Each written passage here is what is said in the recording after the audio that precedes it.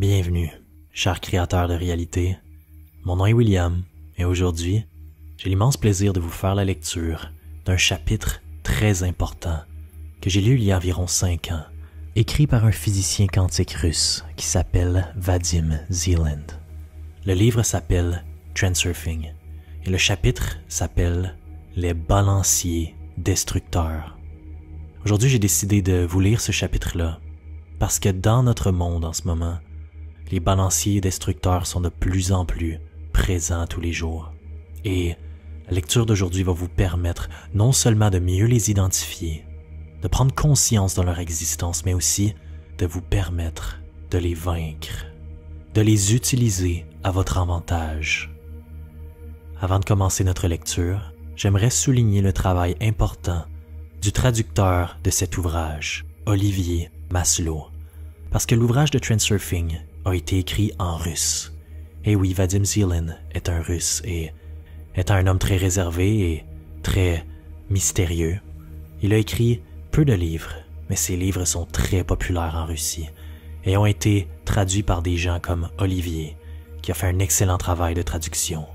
Et dans la description, je vais laisser un lien pour acheter le livre en français, ainsi qu'un lien pour la chaîne YouTube d'Olivier Maslow, qui a quelques vidéos très intéressantes.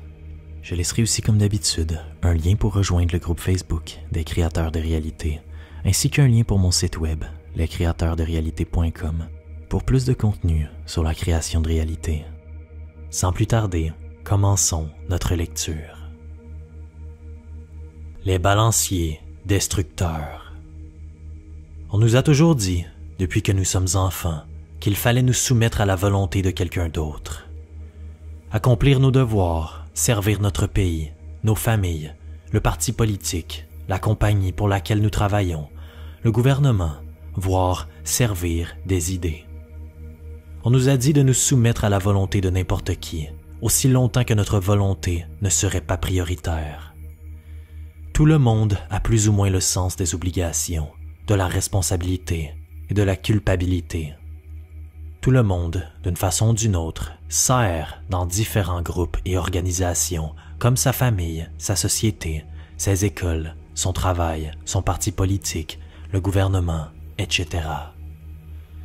Toutes ces structures apparaissent et commencent à se développer lorsqu'un groupe de gens commence à penser et à agir dans la même direction. Alors, de nouvelles personnes rejoignent l'organisation, le groupe, et la structure grandit, se solidifie et oblige ses membres à suivre des règles établies, jusqu'au point où la structure est en mesure d'asservir de grands groupes sociaux à ses volontés. Au niveau de la réalisation matérielle, la structure énergétique est composée de personnes réunies par un objectif commun et d'objets matériels comme des bâtiments, constructions, fournitures, équipements, technologies, etc. Mais quel est le procédé qui permet à ces structures, telles que celles que nous avons mentionnées ci-dessus, de se former? Une structure se crée quand les pensées d'un groupe de personnes sont focalisées dans une même direction. Alors, les paramètres de leur énergie mentale deviennent semblables. L'énergie mentale d'individus indépendants se rejoint dans un seul flux. À cet endroit, au beau milieu de l'océan d'énergie, se crée une structure indépendante d'information, basée sur de l'énergie, qu'on appelle les balanciers d'énergie.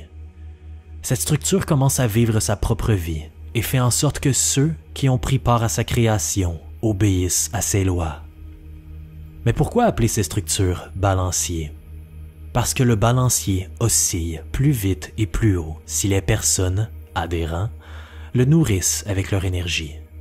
Chaque balancier a sa propre fréquence vibratoire caractéristique. Par exemple, vous ne pouvez augmenter son oscillation qu'en appliquant une force à une certaine fréquence. Ce type de fréquence s'appelle résonance. Si le nombre d'adhérents du balancier décroît, l'oscillation du balancier ralentit et peut-être même que le mouvement oscillatoire finit par s'éteindre. Quand il n'y a plus d'adhérents pour faire bouger un balancier, il s'arrête et en tant qu'entité, meurt. Voici plusieurs exemples de balanciers morts. Les anciennes religions païennes, les outils de pierre et les anciennes formes d'armes, les anciennes modes et les disques vinyles en d'autres mots, tout ce qui a existé auparavant et n'a plus d'utilité. Vous êtes probablement surpris.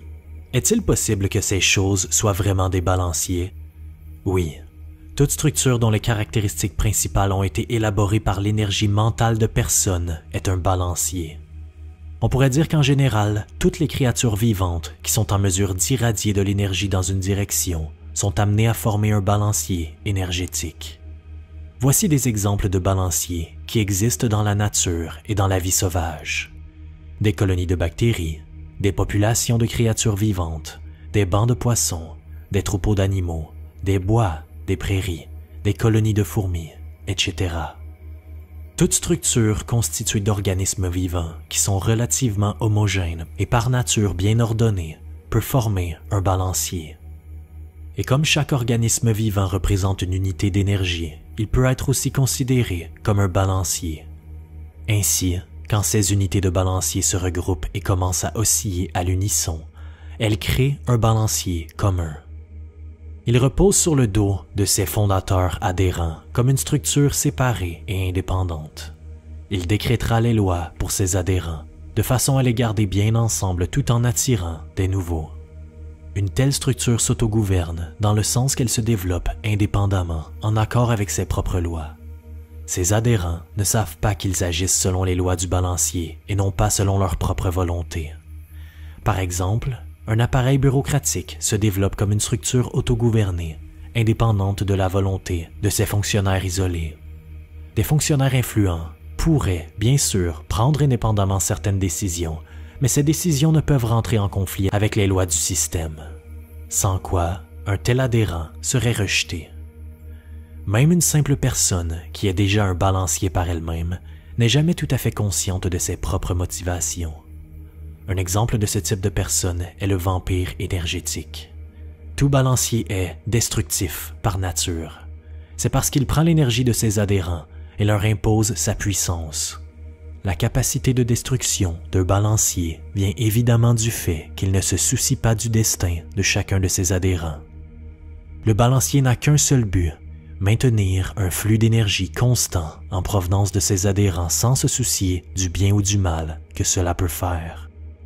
Si une personne est sous l'influence du système, elle doit vivre sa vie en accord avec les lois du système. Sinon, le système la recrachera comme un chewing-gum après l'avoir bien mastiqué. On peut facilement anéantir sa vie à être sous l'influence d'un balancier destructeur. Se libérer d'un balancier sans subir de pertes est en général très difficile à faire. Une personne chanceuse trouvera sa place dans le système, au sein duquel elle se sentira comme un poisson dans l'eau. En tant qu'adhérent, la personne donne son énergie au balancier qui, en retour, lui procure un environnement dans lequel elle peut vivre. Mais dès qu'un adhérent ne respecte plus les règles d'une structure donnée, la fréquence de son énergie mentale n'est plus synchronisée avec la fréquence de résonance du balancier. Le balancier ne reçoit plus d'énergie de cet adhérent, avec pour résultat que cet adhérent obstiné sera rejeté du système, voire même détruit. Si l'on emmène une personne loin de la ligne de vie qui lui est la plus favorable, alors la vie dans un balancier étranger tourne au cauchemar, ou plus simplement en une existence ennuyeuse et déprimante. Un tel balancier n'est rien d'autre que destructeur pour ses adhérents, et la personne qui tombe sous son influence perd sa liberté. Elle doit alors vivre sous la contrainte des lois au-dessus d'elle et n'être qu'une partie de l'engrenage d'une immense machine, qu'elle aime ça ou non. Oui, un homme peut être sous le patronage d'un balancier et obtenir des résultats remarquables. Napoléon, Hitler, Staline et d'autres personnages similaires étaient tous des favoris de balanciers destructeurs. Néanmoins, le balancier se fiche du bien-être de ses adhérents et les utilise uniquement pour ses propres objectifs. Quand on a demandé à Napoléon s'il avait été véritablement heureux, il ne put dénombrer que quelques jours de bonheur sur sa vie entière. Les balanciers utilisent des méthodes raffinées pour attirer de nouveaux adhérents qui foncent vers eux, comme des papillons de nuit vers une lampe. Combien de personnes, séduites par les combines publicitaires des balanciers, se sont éloignées du bonheur qu'elles avaient face à elles? Des gens se sont engagés dans l'armée et y ont péri. D'autres se sont inscrits dans des écoles réputées pour, en vain, maîtriser une profession qui n'est pas vraiment la leur. D'autres encore trouvent des emplois qui leur sont étrangers, mais prétendument prestigieux. Ils travaillent et se retrouvent submergés de problèmes. Ils amènent des éléments extérieurs de leur vie et aboutissent à la souffrance. Donc, l'activité d'un balancier conduit très souvent à la destruction des destinées de ses adhérents individuels, bien que le balancier, prétendant être bon et vertueux, fasse tout pour dissimuler ses véritables motifs. La chose la plus dangereuse pour quelqu'un qui est tombé sous l'influence d'un balancier destructeur est le fait que le balancier éloigne sa victime de la ligne de vie où elle trouverait le véritable bonheur. Exposons brièvement les caractéristiques descriptives d'un balancier. Un balancier se nourrit de l'énergie de ses adhérents et amplifie ainsi son oscillation. Un balancier essaie d'attirer le plus de supporters possible pour recevoir le plus d'énergie possible. Un balancier dresse son groupe d'adhérents contre tous les autres groupes. Regardons-nous, nous sommes meilleurs qu'eux. Un balancier est agressif en accusant tous ceux qui ne veulent pas lui adhérer et essaye de les conquérir, de les neutraliser et de les supprimer tous ensemble. Un balancier se couvre d'un masque attractif d'une bonne apparence, se pare de nobles buts et joue avec les émotions des gens. Tout ceci pour justifier ses propres actions et conquérir le plus d'adhérents possible. On pourrait dire qu'un balancier est un égrégore par nature, ce qui est, bien sûr, une définition plutôt étriquée. Le concept d'un égrégore ne reflète pas tous les spectres des interactions possibles entre l'homme et les structures d'information basées sur de l'énergie, les balanciers. Les balanciers jouent un rôle bien plus important dans la vie des gens qu'il est coutume de le croire. Nous pouvons illustrer la manière dont un balancier consomme l'énergie de ses adhérents en utilisant l'exemple suivant. Imaginons un stade rempli dans lequel se déroule un match de football capital. La tension monte, les supporters se déchaînent. Soudain, un joueur fait une faute impardonnable qui conduit son équipe, à cause de lui, à perdre le match. Une tempête de haine en provenance des tribunes s'abat sur le joueur. Ils sont prêts à le mettre en pièces. Pouvez-vous imaginer cette masse immense d'énergie négative qui atterrit sur la tête de ce pauvre joueur? On pourrait penser qu'après avoir enduré un coup à ce point monstrueux, il meurt immédiatement sur place. Mais ça n'arrive pas. Au contraire, il reste en vie et en bonne santé, bien qu'écrasé par un sentiment de culpabilité. Alors, où est partie toute cette énergie négative? Eh bien, le balancier l'a récoltée. S'il ne l'avait pas fait, le joueur sur lequel la foule a déversé sa colère serait mort, alors qu'à l'inverse, un joueur méritant aurait été propulsé dans les étoiles. Je ne trancherai pas pour décider si le balancier est une chose animée ou une simple forme d'énergie. Quel que soit le cas, ce n'est pas important pour la méthode Transurfing. L'important est de savoir reconnaître un balancier et d'éviter de participer à son jeu, sauf si vous avez quelque chose à gagner d'une telle interaction. Il est très facile de reconnaître un balancier destructeur par un trait caractéristique. Il est sans arrêt en compétition avec d'autres structures d'énergie qui, tout comme lui, se battent pour le contrôle des individus. Un balancier n'a qu'un but, capturer autant d'adhérents que possible pour obtenir le plus d'énergie possible. Plus un balancier adopte une attitude agressive dans le combat pour ses adhérents, plus il est destructif, c'est-à-dire plus il menace le destin d'une personne individuelle. Vous pourriez dire qu'il y a, après tout, bon nombre d'organisations de charité, de protection de la nature, pour le respect des animaux, etc. En quoi sont-elles destructives? Le fait est que, peu importe la façon dont vous les voyez, elles se nourrissent de votre énergie et ne se soucient pas du bonheur ou des intérêts de qui que ce soit, et ceci est destructeur pour votre vous personnellement. Elles vous demandent d'être miséricordieux envers les autres, alors qu'elles restent indifférentes envers votre bien-être. Si ça vous convient et que vous vous sentez pleinement heureux de faire la charité, alors c'est peut-être là votre vocation et vous avez trouvé votre balancier. Mais s'il vous plaît, soyez honnête avec vous-même. Vous avez peut-être enfilé le masque du donneur charitable. Donnez-vous votre énergie et votre argent pour le bonheur des autres de tout votre cœur? Ou n'êtes-vous que l'artisan d'un show qui vous permet d'apparaître comme quelqu'un de bien? Les balanciers destructeurs ont réappris aux individus à ne pas choisir leur propre destin. Après tout, si une personne choisissait librement, elle serait indépendante, ne serait alors pas attirée par les balanciers et ne deviendrait pas un de leurs adhérents. Notre esprit est tellement habitué à l'idée que la fatalité est une condition de notre vie, qu'il nous rend très difficile le fait de croire possible de choisir le destin que nous voudrions avoir. C'est tout bénéfice pour les balanciers qui conservent leurs adhérents sous contrôle. Ce faisant, ils trouvent toutes sortes de combines pour les manipuler. Les paragraphes suivants vous donneront des exemples précis de la manière dont ça se passe. Si vous créez un culte, un mouvement ou une école de transurfing, cela pourrait aussi devenir un balancier. Chaque balancier a un degré de destruction différent. Transurfing, même dans le pire scénario, serait bien moins destructif que ses homologues parce qu'il ne dessert pas une cause extérieure en général, mais au contraire, existe exclusivement pour le bien de chacun des individus. Par conséquent, un tel balancier serait tout à fait inhabituel, une sorte de société individualiste où les gens se préoccupent exclusivement de leur destinée individuelle. D'ailleurs, voici un devoir de classe. Quel balancier pourrait-on qualifier de constructif? Mais pourquoi donc suis-je en train de raconter tout ceci? Je le fais parce que je dois vous expliquer ce que signifie choisir votre destin et comment le mettre en pratique. Soyez patient, chers lecteurs. Quelques-uns des sujets que nous avons traités ne sont pas faciles à cerner, mais graduellement, vous verrez en émerger une image tout à fait nette. La bataille des balanciers. La caractéristique principale de balancier destructeur est qu'il cherche agressivement à détruire les autres balanciers pour attirer les gens de son côté.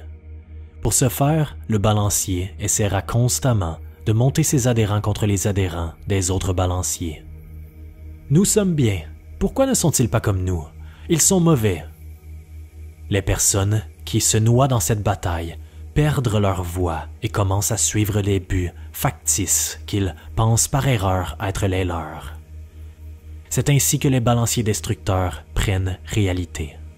Se battre contre d'autres adhérents est infructueux et ruine des vies, celle de ceux qui se battent et la vôtre. Prenons un exemple extrême de la bataille pour les adhérents, la guerre.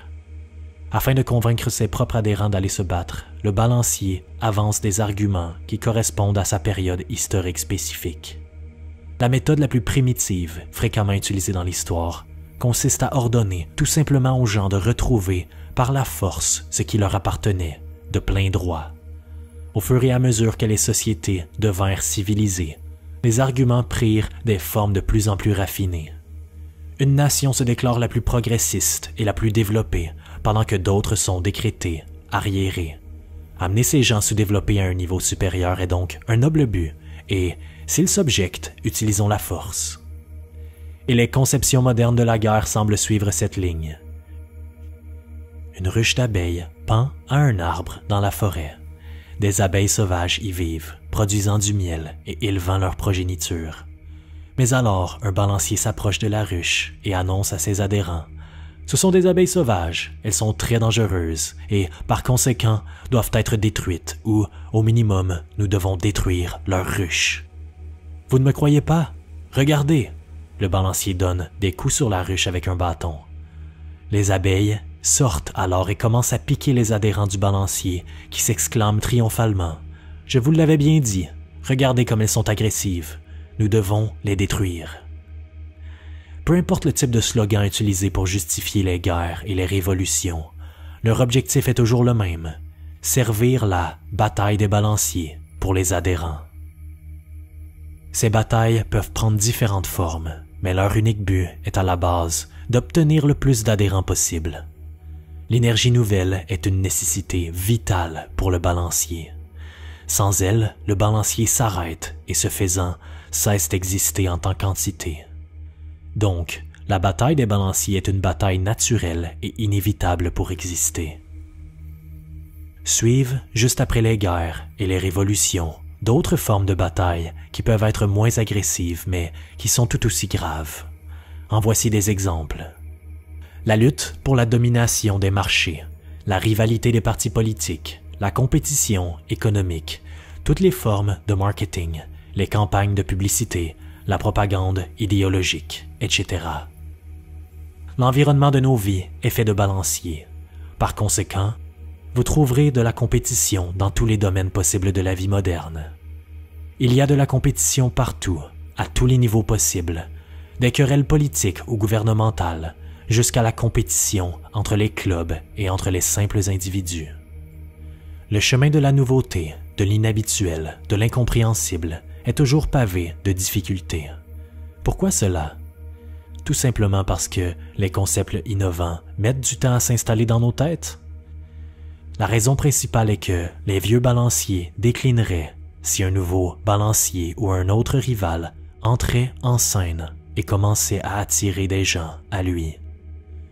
Par exemple, les moteurs à combustion contribuent de manière significative à la pollution des villes et auraient pu être remplacés depuis longtemps. Après tout, on a développé au fil des ans beaucoup d'alternatives et de moteurs non polluants qui devraient déjà les avoir remplacés. Toutefois, ce serait une menace pour les balanciers existants des compagnies pétrolières et ceux-ci sont encore particulièrement solides. Par conséquent, ils ne permettront pas à des inventeurs de les faire descendre de scène. On en arrive donc à ce que ces balanciers monstrueux, qui représentent les grandes compagnies pétrolières, achètent littéralement les brevets de ces nouvelles alternatives pour tout simplement les garder secrets. En même temps, ils essayent de convaincre le reste du monde de l'inefficacité de ces nouvelles inventions. Quand ils construisent leur structure sur le plan matériel, les balanciers renforcent leur position avec des moyens financiers, des constructions, des équipements et bien sûr avec des ressources humaines. Les balanciers placent leurs favoris au sommet de ces pyramides. Ce sont les leaders de tout rang et de toute fonction, quiconque des managers juniors au président des gouvernements. Ils n'ont pas du tout besoin de posséder des qualités spéciales ou remarquables. En pratique, on fabrique des leaders à partir de ces adhérents, dont la combinaison des traits correspond parfaitement à la structure du balancier. Le favori désigné peut penser qu'il a accompli de grandes choses dans sa vie uniquement grâce à ses qualités personnelles. C'est vrai, jusqu'à un certain point. La structure auto-organisée du balancier joue le plus grand rôle dans la promotion de son favori. Si les paramètres ou les traits du favori ne correspondent plus aux besoins du système, alors il est chassé sans aucune considération pour son bien-être. La bataille des balanciers est destructive pour leurs adhérents, du fait que, comme ils servent un but élevé, ils sont persuadés qu'ils le font parce qu'ils y croient réellement. Les croyances personnelles des adhérents sont, le plus souvent, agrippées par les griffes du balancier. Dès qu'une personne s'accorde à la fréquence d'un balancier, une interaction au niveau énergétique se met en place entre elle et le balancier. La fréquence de l'énergie mentale de l'adhérent est capturée et maintenue par sa propre énergie du balancier. La personne est alors sous l'emprise d'une réaction cyclique. L'adhérent transmet son énergie mentale à la fréquence du balancier, pendant que le balancier en retour le récompense avec une petite part d'énergie, de manière à maintenir son influence sur l'adhérent. Sur le plan de la réalisation matérielle, il est possible de voir dans la vie de tous les jours de telles interactions balancier-adhérent. Par exemple, le balancier d'un parti politique commence une campagne électorale, attrape un adhérent et le nourrit avec une petite énergie sous forme de bons sentiments comme l'appréciation, la satisfaction, la dignité et l'importance. L'adhérent croit qu'il a la situation sous contrôle et qu'il peut faire son propre choix, mais en fait, il a été choisi par le balancier qui maintenant le contrôle. En apparence, toutefois, cette situation semble différente. L'adhérent pense qu'il fait ce qu'il veut alors que, dans ce cas, il est désormais sous la contrainte du balancier, de manière invisible et artificielle. L'adhérent se retrouve alors dans le champ d'information du balancier, où il passe le temps avec d'autres comme lui, à discuter de sujets brûlants. L'adhérent établit de cette façon des connexions énergétiques avec le balancier et colle sa propre énergie à la structure. Il se peut que l'adhérent réalise éventuellement que l'activité du balancier ne répond pas tout à fait à ses attentes et commence alors à avoir du ressentiment et douter ce qui constituait son idole. À ce moment, son énergie s'échappe de la prise du balancier. La fermeté de la prise du balancier dépend de sa puissance. Dans certains cas, il permettra tout simplement à son adhérent de partir alors que dans d'autres, un tel hérétique sera privé de liberté, voire de vie. on peut illustrer la manière dont un balancier piège la fréquence de ses adhérents par l'exemple suivant. Supposons que vous chantiez pour vous uniquement.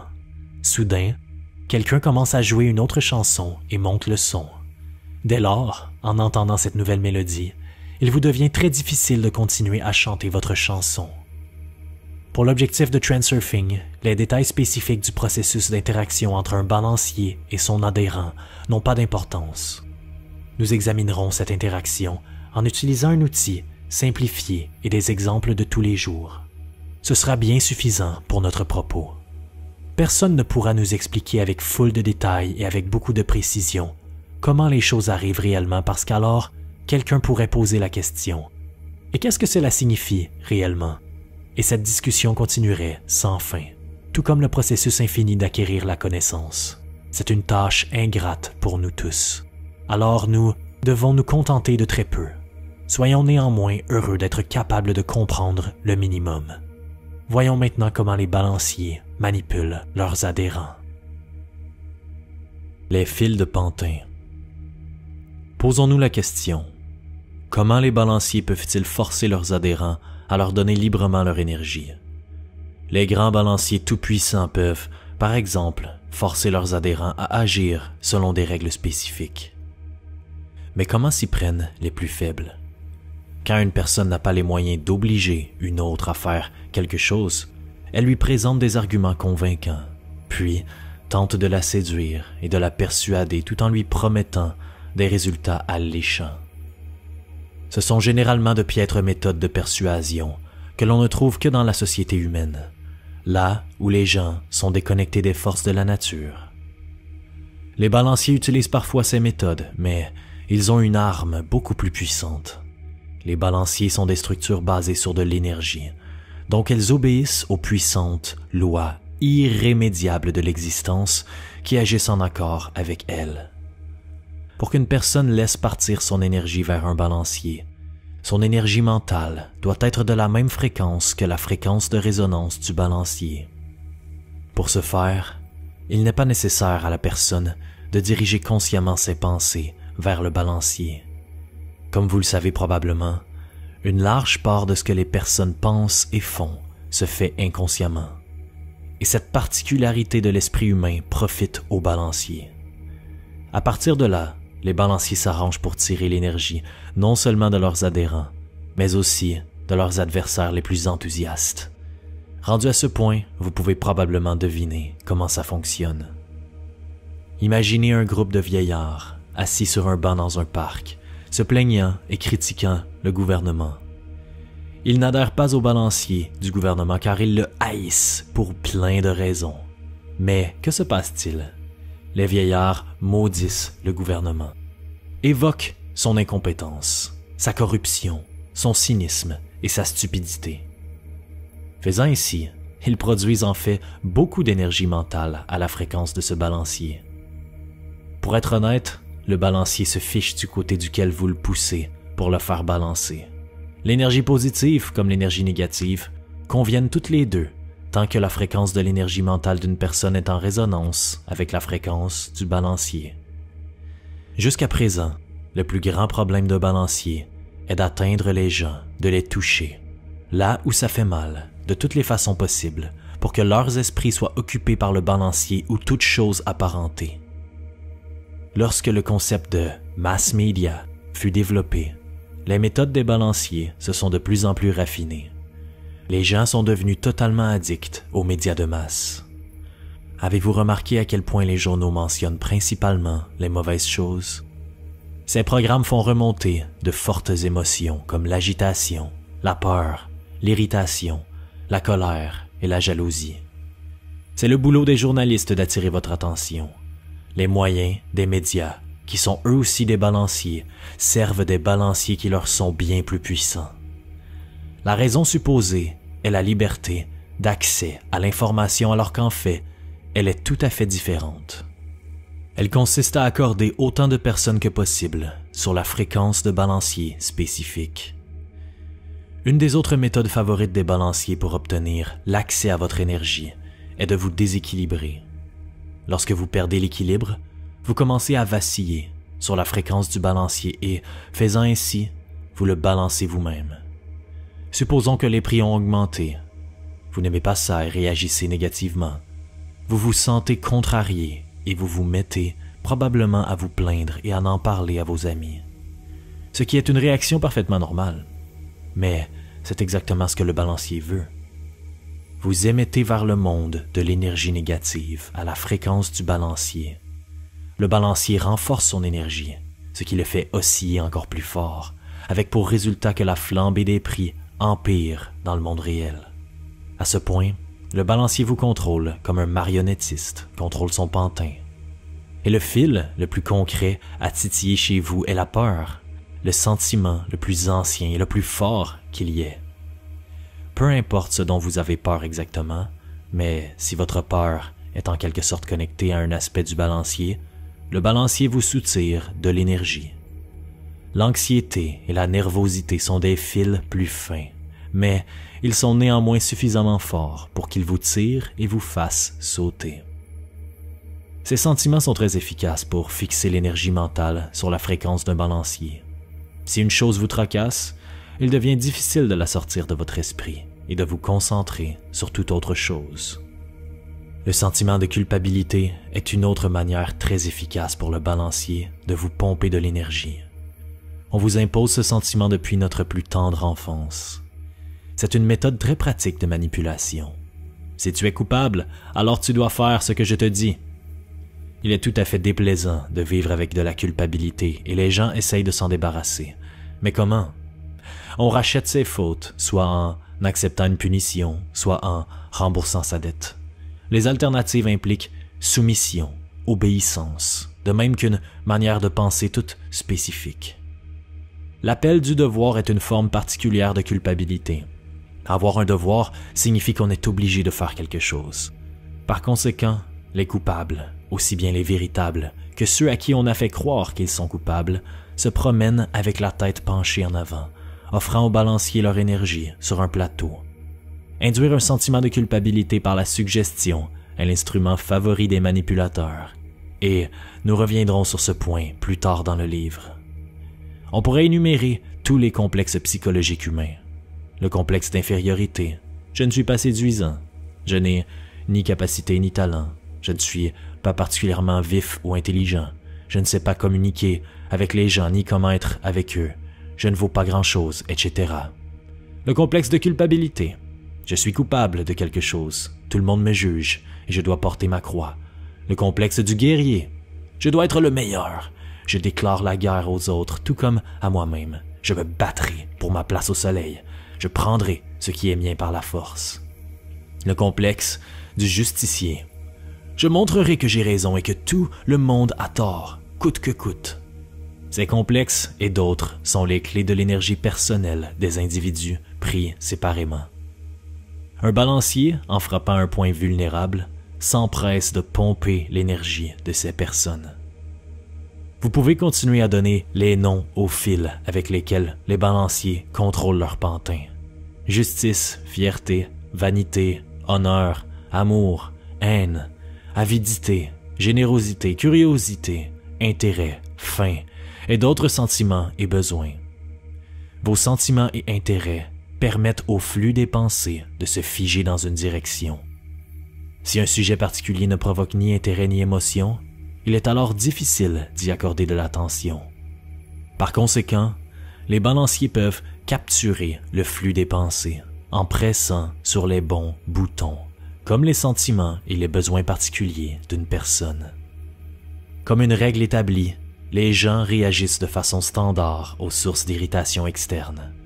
Les nouvelles négatives provoquent le mécontentement, les nouvelles alarmantes, l'inquiétude ou la peur. Être offensé apporte l'aversion, etc. Les habitudes sont en fait comme l'interrupteur qui actionne, chez le balancier, le mécanisme de capture. Par exemple, l'habitude de s'irriter ou de s'inquiéter pour les raisons futiles est du même acabit que celle de réagir à une provocation. À la base, c'est comme réagir négativement à une source d'irritation négative. Une personne pourrait être consciente que les pensées et actions négatives n'apportent rien de bon et malgré tout, refaire encore les mêmes erreurs par habitude. De cette manière, les habitudes créent souvent des problèmes et nous forcent à agir inefficacement. Pourtant, il nous est difficile de nous en débarrasser. Les habitudes sont l'illusion du confort. On a plus confiance en ce qui nous est familier. Tout nouvel élément cause angoisse et peur. Ceux qui nous sont familiers depuis longtemps ont déjà prouvé par l'expérience qu'ils fonctionnent. C'est comme un vieux fauteuil sur lequel vous venez de vous détendre après le travail. Un nouveau serait sans doute mieux, mais le plus vieux est plus confortable. Les caractéristiques du confort sont la commodité, la confiance, l'expérience positive et prévisible. Les nouvelles choses possèdent ces qualités à un degré moindre. Il faut donc un certain temps pour qu'une nouvelle habitude en devienne une ancienne. Voilà, nous avons regardé les méthodes d'influence qu'utilisent les balanciers sur les gens. Un homme peut-il échapper à l'influence des balanciers? Nous parlerons des méthodes d'évasion plus tard. Il arrive tout de même souvent que quelqu'un se dresse contre le balancier qui l'a rendu esclave et s'y oppose ouvertement. Dans toutes les batailles entre un balancier et un homme, ce dernier subira inexorablement une défaite. Seul un balancier peut défaire un autre balancier. Un homme seul ne peut rien faire. Si un homme n'obéit plus au balancier et décide de le combattre, il n'aboutira qu'à perdre son énergie. Dans le meilleur des cas, il sera rejeté, en dehors du système, alors que dans le pire, il sera écrasé. Un adhérent qui a eu les tripes d'outrepasser les lois du balancier sera déclaré hors la loi. Sur la surface du monde réel, cet homme sera déclaré coupable ou condamné pour ses actions. En réalité, ce n'est pas l'acte de l'homme qui le rend coupable, mais le fait qu'il n'est plus sous contrôle et qu'il n'est plus source d'énergie pour le balancier. Pourquoi donc une faute avouée est à moitié pardonnée? Parce qu'un homme qui accepte le sentiment de culpabilité est prêt à se soumettre aux règles du balancier. Pour le balancier, le remords de l'adhérent pour l'acte qu'il a commis n'a pas d'importance. Seule importe la reprise du contrôle sur l'adhérent. Le balancier se fait tout à coup plus gentil si vous lui donnez l'opportunité de vous manipuler. Et si le coupable ne se soumet pas au balancier, il est alors chassé car il n'y a plus rien à tirer de lui. Les motivations réelles du balancier sont généralement voilées par les principes moraux, qui affirment qu'une personne qui fait preuve de remords n'est pas si diabolique après tout. Vous pouvez facilement distinguer si les principes moraux fonctionnent ou si les intérêts du système ont été enfreints, si vous gardez à l'esprit ce à quoi ressemble le balancier et quel est son objectif véritable.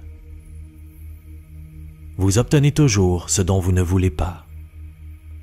Comme nous l'avons mentionné auparavant, les balanciers obtiennent de l'énergie de leurs adhérents, comme de leurs opposants, mais la perte d'énergie n'est que la moitié du problème. Si un balancier est suffisamment destructif, il occasionnera des dommages à la fois au bien-être et à la destinée future de ses adhérents. Chaque personne est de temps en temps confrontée à des informations négatives ou des événements indésirables. Tout ceci n'est que provocation des balanciers. Tout homme n'en veut pas dans sa vie, mais réagit toujours d'une façon ou de l'autre. Si l'information ne l'affecte pas trop, il n'y accordera pas beaucoup d'intérêt et l'oubliera suffisamment vite. Mais si cette déplaisante information l'irrite ou l'effraie, c'est qu'elle contient quelque chose de très pertinent qui permet la capture de l'énergie mentale. L'homme est pris au lasso du balancier et s'accorde à sa fréquence de résonance. Vous devinez probablement ce qui arrive après. L'homme commence à ressentir de la colère. Il est outragé, inquiet, effrayé et exprime vigoureusement son insatisfaction. De cette façon basique, il irradie activement son énergie sur la fréquence du balancier destructeur. Le balancier ne récolte pas toute l'énergie. Une partie se dirige vers des secteurs particuliers de l'espace des variantes. Les paramètres de l'énergie mentale de l'homme sont tels qu'il le transporte vers le secteur de l'espace des variantes, où tout ce qu'il veut éviter existe en abondance. Comme vous vous en souvenez sûrement, si l'énergie mentale d'un homme est calée sur une certaine fréquence, elle le transporte vers la ligne de vie correspondante. Dans ce cas, le balancier détruit son adhérent, puisque c'est lui qui fixe sa fréquence avec son lasso. Disons que vous ne prêtez pas oreille aux informations qui concernent les catastrophes naturelles ou accidentelles. Après tout, ça ne vous affecte pas. Pourquoi vous stresser inutilement?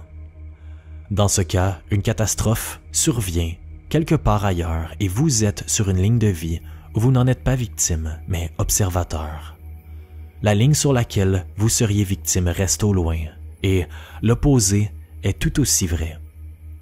Si vous laissez l'information sur les catastrophes et désastres vous affecter, vous en parlez et vous vous plaignez auprès de vos amis. Dans ce cas, il est tout à fait possible que vous soyez bientôt transféré sur une ligne de vie où vous pouvez être vous-même victime d'une catastrophe. Il devient évident que plus vous voulez éviter quelque chose, plus vous avez de risques de l'obtenir. Vous battre activement contre ce dont vous ne voulez pas est la même chose que faire de votre mieux pour que cette chose fasse partie de votre vie. Vous n'avez rien de particulier à faire pour vous transporter vers une ligne de vie indésirable. Il suffit d'avoir des pensées négatives et de leur ajouter des émotions. Par exemple, vous ne voulez pas le mauvais temps et vous pensez à votre aversion pour la pluie. Vos bruyants voisins vous ennuient et vous luttez sans cesse contre eux. Vous les méprisez de tout cœur, vous avez peur de quelque chose et ça vous rend anxieux. Vous êtes écœuré et fatigué par votre journée de labeur et entretenez par conséquent un sentiment haineux envers votre travail. Ce dont vous ne voulez pas activement, comme les choses qui vous font peur, que vous haïssez ou méprisez, vous suivra partout. Il y a bien sûr plein d'autres choses que vous voudriez éviter, mais elles ne vous perturbent pas autant sur le moment. Dans ce cas-ci, ces choses ne traîneront pas dans votre vie, elles n'arriveront pas, tout simplement. Mais dès que vous permettez à l'indésirable de vous affecter, dès que vous le haïssez et le nourrissez de ce sentiment négatif, il se matérialise inéluctablement dans votre vie. La seule façon d'ôter l'indésirable de votre vie est de vous libérer de l'influence du balancier qui a piégé votre énergie mentale et, partant de là, de résister à ses provocations pour ne pas rentrer dans son jeu. Il y a deux méthodes pour échapper à la prise du balancier. Le mettre en échec ou le désactiver. Examinons de plus près comment faire. La mise en échec d'un balancier. Se battre contre un balancier est inutile. Comme nous l'avons déjà dit, le combattre signifie le nourrir avec votre énergie. La première condition fondamentale est de refuser de vous battre avec lui. Tout d'abord, plus vous luttez contre les éléments qui vous ennuient dans votre vie, plus ils vous poursuivent avec assiduité. Vous pouvez vous entêter à dire sans arrêt « Laissez-moi en paix, vous tous, laissez-moi seul ». Vous pensez vous défendre contre les balanciers qui vous ennuient, alors qu'en fait, vous les nourrissez de votre énergie et par conséquent, ils vous collent encore plus. La seconde, vous ne pouvez changer ou condamner quoi que ce soit dans ce monde. Vous devez tout accepter comme vous accepteriez une œuvre dans une exposition, peu importe que vous l'aimiez ou non. Il pourrait y avoir plein de tableaux dans une exposition qui ne vous plaisent pas et pourtant, vous n'auriez jamais l'idée de demander qu'on les enlève. Une fois que vous avez reconnu au balancier son droit d'exister, vous avez le droit de le laisser tranquille, de résister pour ne pas tomber sous son influence. Et la chose la plus importante est bien de ne pas vous battre contre lui. Ne lui reprochez rien, ne soyez pas en colère contre lui. Ne perdez pas votre bonne humeur car tout ceci signifierait que vous participez à son jeu. Faites l'exact opposé. Acceptez calmement le balancier comme une chose établie, un mal inévitable et laissez-le. Si vous démontrez quelque aversion, vous lui donnez votre énergie. Avant d'explorer ce que signifie choisir, nous devons apprendre comment dire non. Les gens en général n'ont qu'une vague idée de ce qu'ils veulent, mais tous savent assurément ce dont ils ne veulent pas.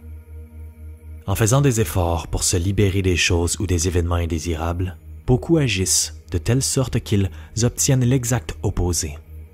Pour dire non, il est nécessaire d'accepter. Le mot « accepter » dans ce concept ne signifie pas que vous devez tout laisser entrer en vous, mais plutôt que vous devez admettre pour vous-même que tout a le droit d'exister pour ensuite l'ignorer. Accepter et lâcher prise signifie laisser les choses arriver vers vous et leur dire au revoir quand elles s'en vont. L'opposé serait d'accepter les choses et de les garder auprès de vous pour ensuite commencer à vous y attacher ou tenter de leur résister. Si vous êtes harcelé par des pensées relatives à des choses que vous avez en aversion, toutes ces choses trouveront le chemin de votre vie. Imaginez quelqu'un qui n'aime pas les pommes. Il les déteste tout simplement. Elles le rendent malade. Cette personne pourrait simplement les ignorer, mais n'arrive pas à mettre un terme à la pensée qu'il existe des choses aussi répugnantes que les pommes dans ce monde. Elle l'irrite à chaque fois qu'elle en aperçoit et elle exprime activement cette aversion. C'est ce qui se passe sur le plan matériel. Toutefois, sur le plan énergétique, cet homme se jette avidement sur les pommes, s'en remplit la bouche, les mâche bruyamment, tout en essayant de hurler à quel point il les hait.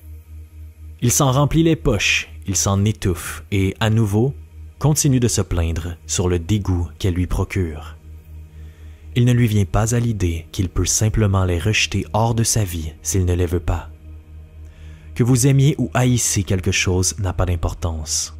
Le plus important, c'est que vos pensées sont préoccupées par l'objet de vos sentiments, que l'énergie de vos pensées se fige sur une certaine fréquence et que, par conséquent, vous êtes transporté sur la ligne de vie en rapport, celle où les objets, aimés ou détestés, pullulent. Si vous ne voulez pas de quelque chose, alors arrêtez d'y penser. Considérez-la avec indifférence et elle disparaîtra de votre vie. Projeter quelque chose hors de votre vie ne signifie pas l'éviter, mais simplement l'ignorer. Éviter quelque chose signifie lui permettre de passer dans votre vie tout en vous en libérant activement. L'ignorer signifie ne pas lui réagir, quoi qu'il advienne, et par conséquent, la faire disparaître de votre vie. Imaginez que vous êtes un récepteur radio. Chaque jour, vous vous réveillez au son d'une station que vous n'aimez vraiment pas et qui représente votre monde environnant. Accordez-vous tout simplement sur une autre fréquence. Vous pourriez croire que placer un rideau de fer entre vous et le monde vous protégerait des balanciers indésirables. Ce n'est rien d'autre qu'illusion. Quand vous êtes dans cette coquille d'acier, vous pensez « Je suis un mur blanc, je ne vois rien, je n'entends rien, je ne sais rien et je ne parle à personne. Il n'y a aucun moyen d'accès vers moi. » Pour maintenir un tel champ de protection, il vous est nécessaire de dépenser de l'énergie, et beaucoup en fait. Une personne qui essaye volontairement de se couper du monde est constamment sur le fil du rasoir. D'ailleurs, l'énergie du champ de protection est accordée sur celle du balancier contre lequel vous vouliez construire une barrière au tout début. Et c'est exactement ce que le balancier souhaite.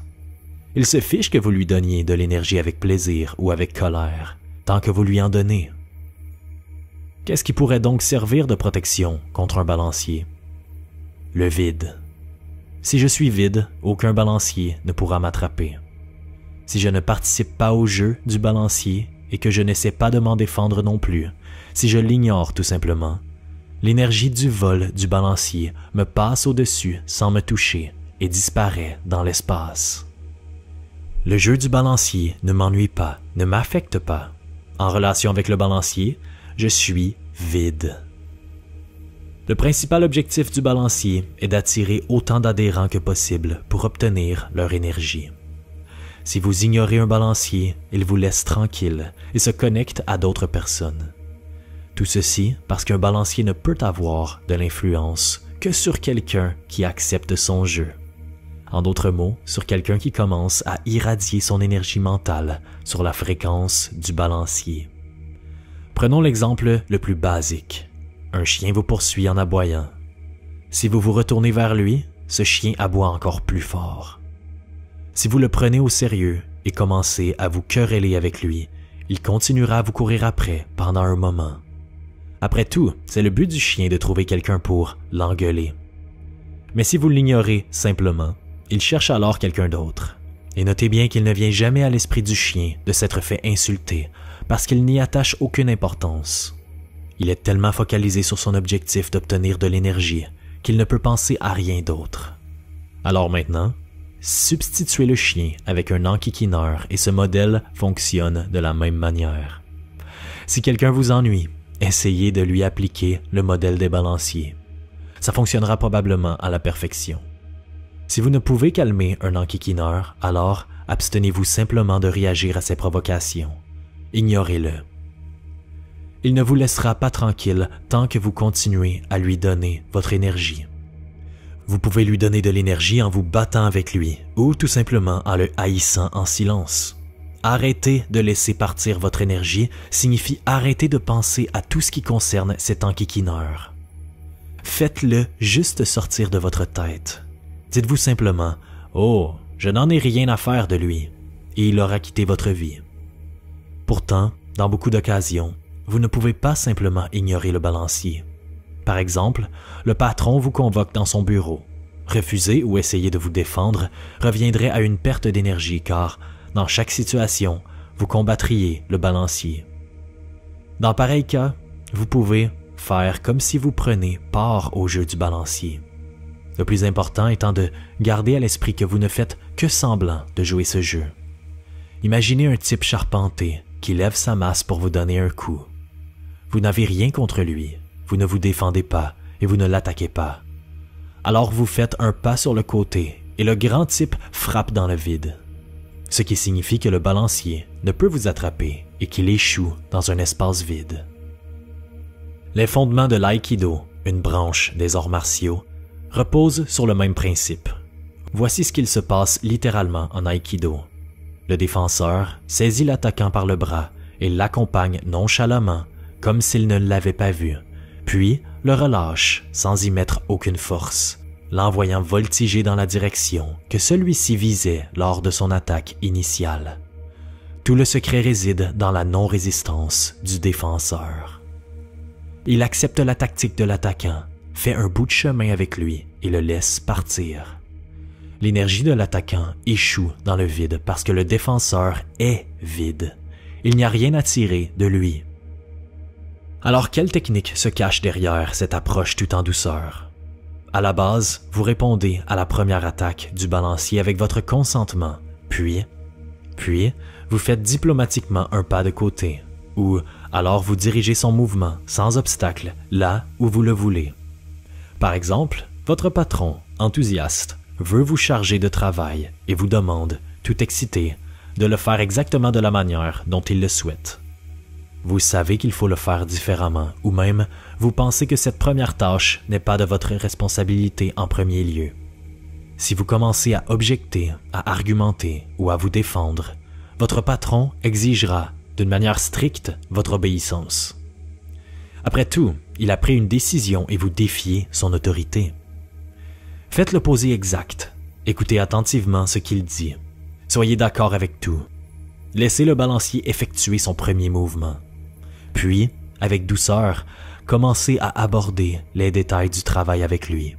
À ce moment, vous avez accepté l'énergie du patron et rayonné à sa fréquence. Son impulsion, n'ayant rencontré aucune opposition, est retombée en peu de temps. Ne lui dites pas que vous savez comment mieux faire ce travail, ne refusez pas le travail et ne discutez pas avec lui. Demandez-lui simplement conseil, demandez-lui comment vous pourriez mieux faire et plus rapidement ce travail ou si, éventuellement, un autre employé pourrait le faire encore mieux. Ce faisant, vous oscillez avec le balancier, mais vous le faites consciemment, sans participer à son jeu, mais en l'observant de l'extérieur. Par contre, le patron est complètement absorbé par le jeu du balancier, et c'est son jeu. Il prend les décisions, les personnes approuvent et le consultent pour avoir son avis. Vous verrez que l'énergie, dirigée à l'origine vers vous, se détournera de vous vers une autre solution ou vers quelqu'un d'autre qui fera le travail. De votre point de vue, pour vous personnellement, le balancier aurait échoué. Arrêtez un balancier. Il y a des situations où vous ne pouvez pas faire échouer un balancier, c'est-à-dire où vous ne pouvez ni l'ignorer ni lui échapper. J'avais un ami qui était vraiment bien, avec un bon cœur, et qui était aussi doté d'une force physique incroyable. Un soir, nous étions dans un tram, et il y avait un groupe de petites brutes qui cherchaient les ennuis. Un véritable balancier destructeur. Il y en avait un certain nombre qui, ensemble, se nourrissaient d'énergie négative et se persuadaient qu'ils étaient au-dessus des lois. Pour que leur énergie se multiplie, ils avaient constamment besoin d'embêter d'autres personnes qui allait réagir à leurs provocations et par conséquent leur donner de l'énergie. Alors, ce petit groupe colérique commença à ennuyer mon ami, probablement du fait que l'expression pacifique et amicale de son visage leur suggérait qu'il ne ferait aucun problème. Ils firent tout pour entamer une bagarre avec lui, l'insultant et le raillant, mais il garda le silence et ne réagit pas à leurs provocations. En d'autres mots, il essayait de faire échouer le balancier. Je n'intervenais pas parce que je savais qu'il n'y avait rien à craindre, mais les petites frappes prenaient vraiment des risques.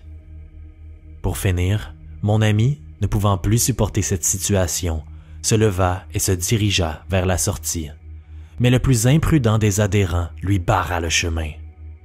Alors mon ami, qui de fait y était acculé, empoigna le voyou par la peau du cou et lui décocha un sacré coup dans la figure.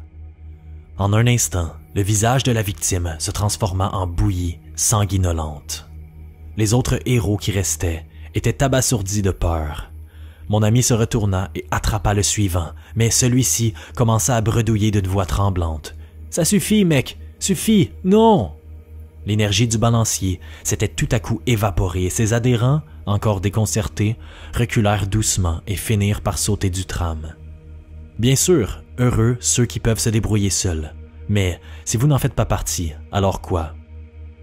Si vous ne pouvez pas vous enfuir, alors vous pouvez arrêter le balancier en faisant quelque chose qui sort de l'ordinaire, que l'on n'attend pas de votre part. On m'a raconté un autre cas similaire. Un jour, les membres d'un gang de rue piégèrent un gars avec la ferme intention de lui casser la figure. Celui-ci s'approcha alors du chef de la bande, le regardant avec des yeux de malade mental et lui dit « Alors, qu'est-ce que je te casse, le nez ou la mâchoire ?» Une telle question était clairement hors contexte. Elle n'allait pas avec le scénario, et le chef en fut déconcerté momentanément. Alors le gars hurla avec un enthousiasme malsain. « Ou peut-être que je t'arrache simplement les oreilles !» en lui saisissant les oreilles. Le chef du gang poussa un cri d'agonie. Tout le spectacle que le gang avait l'habitude de donner était tombé à l'eau. Le chef de gang ne pensait plus à massacrer quelqu'un. Une seule pensée le tourmentait. Comment libérer ses oreilles de la ferme étreinte de ce fou? Le gang laissa partir le gars puisqu'il le croyait cinglé et l'homme, du coup, échappa à l'effusion de sang. Donc, où que vous soyez, si vous vous retrouvez dans une situation où vous savez ce qu'il va se passer, faites quelque chose de surprenant, peu importe quoi, quelque chose qui ne va pas dans le sens des événements. Le balancier s'arrêtera. En fait, tant que vous agissez en accord avec le scénario donné, vous acceptez le jeu du balancier et lui donnez votre énergie sur sa fréquence. Mais si votre fréquence est très différente de celle du balancier, sa fréquence et la vôtre sont en dissonance et par conséquent, vous lui cassez son rythme. En même temps, ne cherchez pas les ennuis en marchandant avec un balancier qui n'a rien à perdre. Si une personne vous attaque pour vous voler, il est préférable de lui donner l'argent tout de suite. Certaines personnes ont toujours sur elles un peu de cash pour éviter ce type de problème. Par exemple, si le voleur est un drogué ou que c'est un malade mental, il peut très bien mettre fin à vos jours, même si vous êtes un maître des arts martiaux. Mieux vaut donc, pour vous, ne pas marchander avec de telles personnes, comme vous ne le feriez pas non plus avec un chien enragé. Sinon votre mort serait absurde et injustifiée.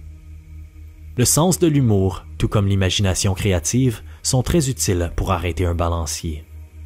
Transformez votre irritation en jeu. Par exemple, il y a trop de gens dans la rue ou dans le bus. Tous se précipitent dans tous les sens et vous avez du mal à poursuivre votre chemin. Imaginez alors que vous êtes dans un grand bazar pour les oiseaux de l'Antarctique. Tous ces gens autour de vous sont des pingouins qui se dandinent, bricolent et font leur petite histoire d'une façon très drôle. Et que seriez-vous? Vous seriez un pingouin, vous aussi. Par cette transformation, les gens autour de vous inspirent curiosité et affection au lieu de vous ennuyer.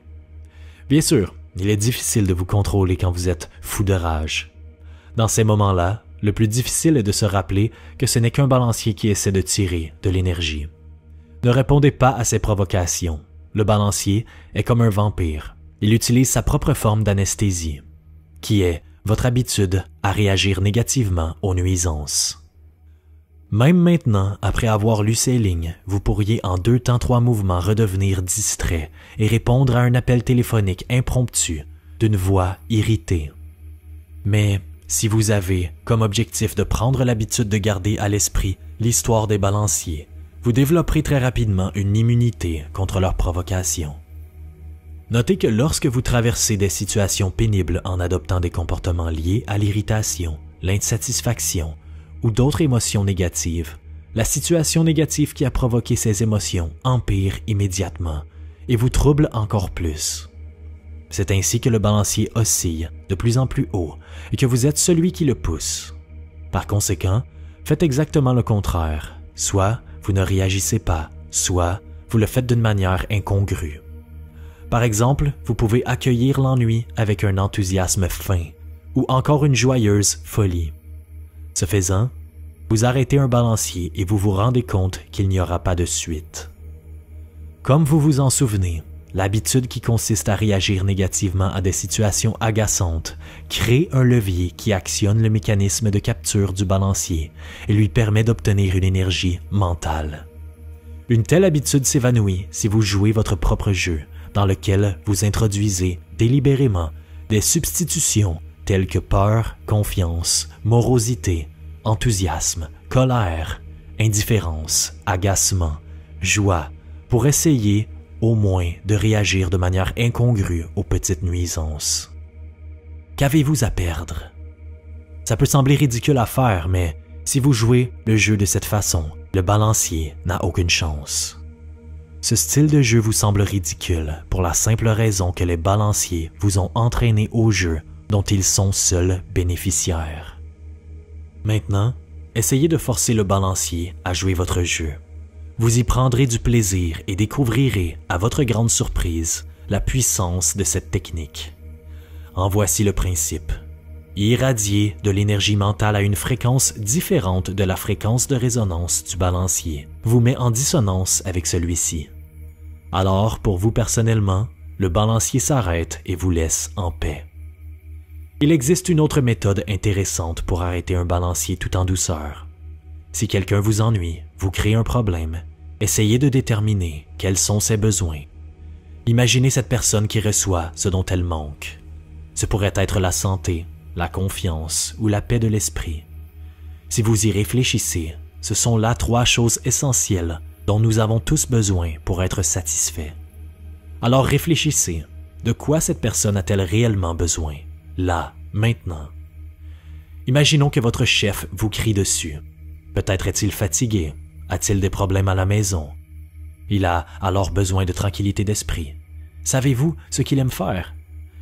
Imaginez-le en train de se relaxer dans un fauteuil à bascule devant la télévision, en face d'une cheminée avec une canne à pêche au bord d'une rivière ou encore en train de boire une bière avec ses amis. Peut-être que ses propres patrons lui ont mis la pression et l'ont secoué et il a peur d'endosser encore plus de responsabilités. Alors il a besoin de confiance. Imaginez-le en train de skier comme un pro, de piloter une voiture de course ou d'être le centre de l'attention lors d'une fête. Il est peut-être malade ou souffre. Alors imaginez-le en pleine santé, heureux, en train de nager dans l'océan, de faire du vélo, de jouer au football. Bien sûr, il est plus facile de l'imaginer faire ce qu'il aime faire, mais vous n'avez même pas à le savoir, ne vous inquiétez pas. Il suffit simplement d'imaginer la personne dans une situation qui la rend heureuse. Que se passe-t-il ici? Votre chef arrive en scène en vous amenant spécialement un problème. Vous pouvez remplacer votre chef par des voleurs ou par qui que ce soit qui vous apporte des problèmes. Pensez à autre chose qu'aux problèmes qu'il apporte. Ce faisant, dès le début, vous évitez de mettre vos pensées à la fréquence du lasso du balancier. Ensuite, imaginez cette personne qui obtient exactement ce dont elle a besoin. Que veut un voleur? Manger, boire ou se droguer? Visualisez l'image de cette personne qui obtient satisfaction. Si vous y réussissez, vous pouvez considérer que vos problèmes sont partis. Après tout, le balancier n'a pas commencé à bouger tout seul. Quelque chose l'a déséquilibré et il cherche, consciemment ou inconsciemment, à retrouver son équilibre. Et soudain, l'énergie de vos pensées, sur une certaine fréquence, restaure, même indirectement, l'équilibre de ce balancier. Les remplace dans l'instant l'agression par la bonne volonté. Comment? Vous avez du mal à y croire? Vérifiez vous-même. De façon pragmatique, appliquer la technique ci-dessus conduit à l'arrêt du balancier. Un balancier homme s'approche de vous avec un problème et vous le résolvez, non pas d'une manière flagrante, mais sur le plan de l'énergie. Vous lui donnez de l'énergie, mais seulement une toute petite partie en comparaison de ce que vous auriez pu perdre. En plus, vous faites une bonne action. Vous avez aidé quelqu'un dans le besoin, même temporairement. L'élément non négligeable est que cette personne aura envers vous une attitude différente, plus amicale, tout en étant incapable de deviner pourquoi elle se sent bien en votre compagnie. Ce sera là votre petit secret. Vous pouvez utiliser cette technique avec succès dans toute situation où vous souhaitez quelque chose d'une personne qui est trop occupée par ses propres problèmes pour vous apporter ce que vous voulez. Vous avez besoin de la signature d'un représentant local? Alors, en premier lieu, nourrissez-le de votre plus belle visualisation et il fera tout pour vous. Une dernière chose. D'après vous, où va l'énergie d'un balancier que vous avez arrêté? En fait, elle se transporte vers vous. Avoir résolu un problème vous rend plus fort, et la fois suivante, lorsqu'un événement similaire se produit, vous n'aurez pas à vous décarcasser pour trouver la solution appropriée. N'est-ce pas déjà le cas? Alors que si vous essayez de combattre le problème, vous donnez votre énergie au balancier qu'il a initialement créé. Les psychologues et psychiatres utilisent dans leur activité professionnelle des techniques pour faire échouer un balancier ou l'arrêter. Il n'y a donc rien de réellement nouveau dans ces méthodes. Toutefois, pour quelqu'un qui ne connaît rien à la mise en pratique de la psychologie, ces outils sont tout à fait valables puisqu'ils apportent la compréhension et la mise en lumière de ce que sont les défenses psychologiques et de la façon dont elles fonctionnent. Des solutions simples pour des problèmes complexes. Si vous êtes capable d'arrêter un balancier ou de le faire échouer, vous pouvez ainsi résoudre toutes sortes de problèmes. Ces problèmes peuvent être un aspect compliqué de la vie, un conflit, une circonstance défavorable, une difficulté ou une tâche. Il y a des solutions toutes simples à toutes sortes de problèmes complexes. La clé pour résoudre un problème est quelque part en surface. La seule question est de savoir la repérer. Le balancier qui a créé le problème vous empêche d'en trouver la solution. Le but d'un balancier destructeur est d'obtenir votre énergie. Pour ce faire, il doit fixer la fréquence d'émission de vos pensées sur le problème. C'est très facile, surtout si vous êtes convaincu que le problème est complexe. Si vous acceptez les règles de son jeu, le balancier vous emmène facilement par la main à travers un labyrinthe inextricable. Ce n'est qu'après que vous réalisez que la réponse était, depuis toujours, juste en face de vous. Si vous faites peur à une personne, l'inquiétez, la troublez, ou que vous jouez avec ses peurs en lui répétant à quel point son problème est ardu, elle acceptera alors très facilement la complexité de la situation et donc y sera accrochée. En réalité, vous n'avez même pas à effrayer les gens pour obtenir le même effet. L'opinion publique considère qu'il y a tant de problèmes complexes par nature qu'elle manque de solutions simples. Tout au long de la vie, chacun de nous est confronté en permanence à des difficultés de toutes sortes, particulièrement celles qui nous sont nouvelles et inconnues. Le résultat est que nous avons tous une habitude bien enracinée de faire face aux problèmes avec anxiété et parfois même avec une peur biblique. De plus, le doute s'installe dès que nous considérons notre capacité à résoudre un problème. De toute évidence, le fait d'affronter un problème avec de l'inquiétude crée quasi instantanément un fil de pantin. Le balancier peut agir soit à travers ses adhérents, les personnes associées par un problème particulier, soit à travers des objets inanimés.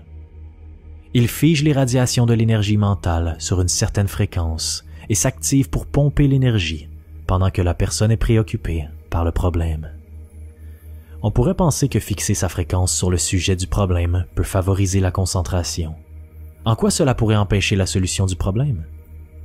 Le fait est que le balancier fixe nos pensées sur un secteur très étroit du champ d'information, alors que la solution peut tout à fait se trouver en dehors de ce secteur. Donc une personne qui pense et agit dans les limites de l'étroitesse de ce couloir n'a pas la possibilité de contempler une image plus large.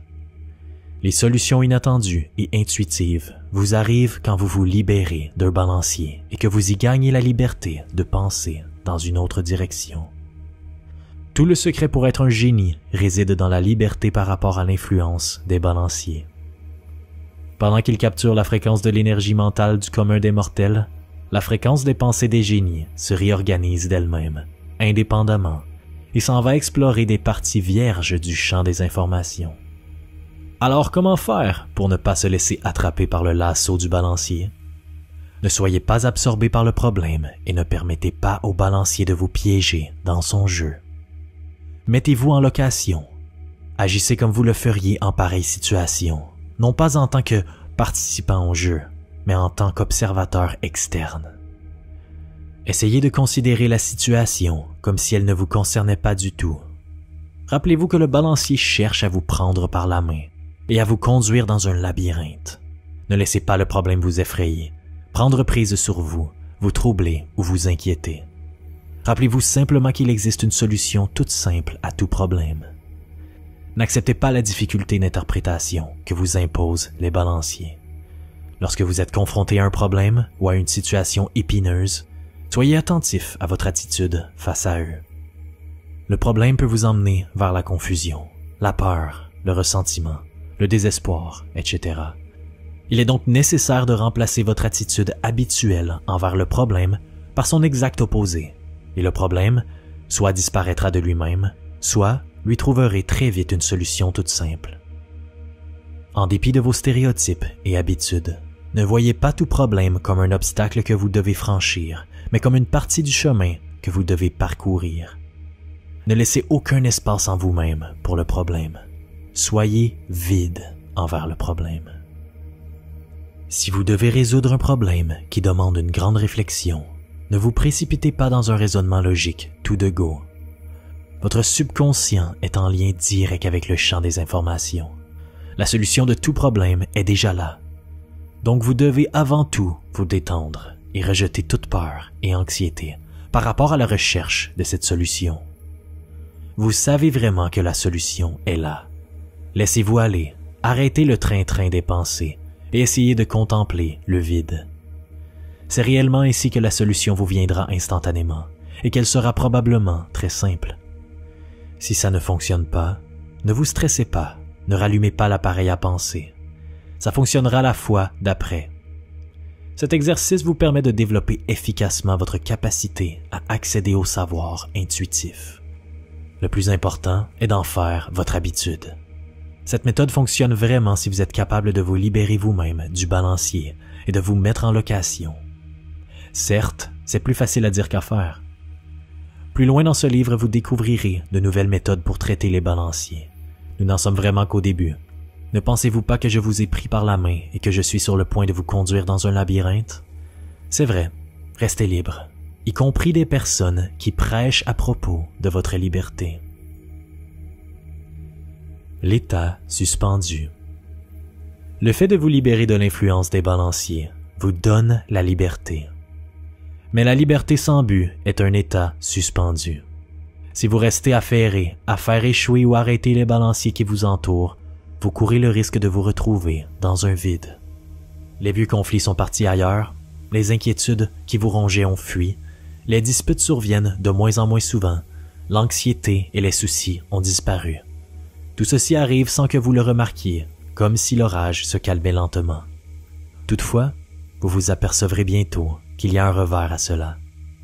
Si vous étiez au centre des événements auparavant, il semble se passer désormais ailleurs.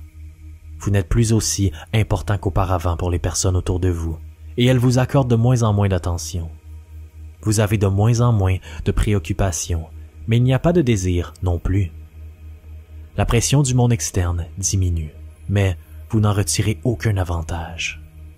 Vous avez moins de problèmes, mais pas de nouvelles réussites non plus. Que se passe-t-il donc? Le fait est que l'univers de l'homme est construit à partir de balanciers. Donc, Si un homme s'en isole, totalement, il se retrouve dans un désert. L'état suspendu ne vaut pas mieux que la dépendance envers les balanciers. Prenons l'exemple des enfants qui s'ennuient de tout parce qu'ils n'ont envie de rien. Ils souffrent et harcèlent tout le monde autour d'eux avec leur jérémiade. L'espèce humaine est ainsi faite, qu'elle a toujours besoin de quelque chose à atteindre. Votre liberté consiste à être indépendant des balanciers des autres, mais il y a des balanciers qui sont spécialement destinés à votre usage personnel. Ce sont vos balanciers. En d'autres mots, il est nécessaire de bien identifier les buts qu'on vous a imposés et à la poursuite desquels vous cheminez de plus en plus loin de votre ligne de vie, du bonheur. Votre tâche est, tout en étant libre, de choisir les lignes de vie où le véritable succès et le bonheur vous attendent. Les balanciers ne sont pas le diable absolu pour un individu tant qu'il reste conscient de ses actions et de la situation. Vous ne pouvez jamais être entièrement libéré des balanciers. La seule question est de savoir comment éviter de vous mettre sous leur influence et comment les utiliser pour votre propre but. Trendsurfing vous offre des outils concrets pour le faire. Vous libérer totalement de l'influence des balanciers n'est pas possible et pas nécessaire non plus. Au contraire, ce sont précisément les balanciers qui, après tout, sont en mesure de rendre réels les rêves d'un être humain. Résumé. Un balancier est créé par l'énergie des individus qui pensent dans la même direction. Un balancier est une structure informationnelle basée sur l'énergie. Un balancier fige l'énergie mentale de son adhérent sur sa propre fréquence. Les balanciers se livrent une lutte féroce pour avoir le plus d'adhérents possible. Un balancier destructeur impose à ses adhérents un but qui leur est étranger. Un balancier joue avec les sentiments des individus en les attirant dans ses filets. Si, activement, vous ne voulez pas de quelque chose, celle-ci arrive dans votre vie. Vous libérer d'un balancier signifie le rejeter hors de votre vie. Rejeter quelque chose hors de votre vie ne signifie pas l'éviter, mais l'ignorer. Pour désactiver un balancier, il est nécessaire de détourner le scénario du jeu. Une visualisation positive désactive en douceur un balancier homme. Vous recevez l'énergie d'un balancier désactivé. Les problèmes se résolvent grâce à l'échec ou à la désactivation des balanciers qui les ont initialement créés. Pour solutionner vos problèmes, mettez-vous en location. Vous devez trouver vos propres balanciers pour éviter un état suspendu. Vous devez prendre l'habitude de vous rappeler tout cela. Et voilà, c'est ce qui conclut notre lecture sur les balanciers destructeurs. J'espère que vous avez apprécié et maintenant, vous avez des outils pour non seulement identifier les balanciers autour de vous, mais aussi vous libérer de leur emprise sur votre vie. Le plus important et l'essentiel est de maîtriser votre attention. Rappelez-vous que vos pensées, vos croyances vous appartiennent. Là où vous mettez votre attention, vous y mettez votre énergie. Et lorsque vous vous battez contre un balancier destructeur, comme Vadim en parlait dans son livre, vous mettez votre attention directement dans la direction où le balancier veut que vous la mettiez. Et donc, commencez à tous les jours à mettre votre attention sur ce que vous voulez dans votre vie, comme si vous l'aviez déjà, comme Neville nous l'enseigne dans ses ouvrages que j'ai lus sur mon channel. Bref, j'espère que vous avez apprécié et j'aimerais tous vous remercier pour votre engagement. Je suis reconnaissant à tous les jours d'avoir une si belle audience. Ma mission est d'aider chacun de vous à devenir maître de votre réalité. Si vous avez apprécié, laissez-moi un petit commentaire ou un j'aime et on se voit à la prochaine vidéo. À bientôt.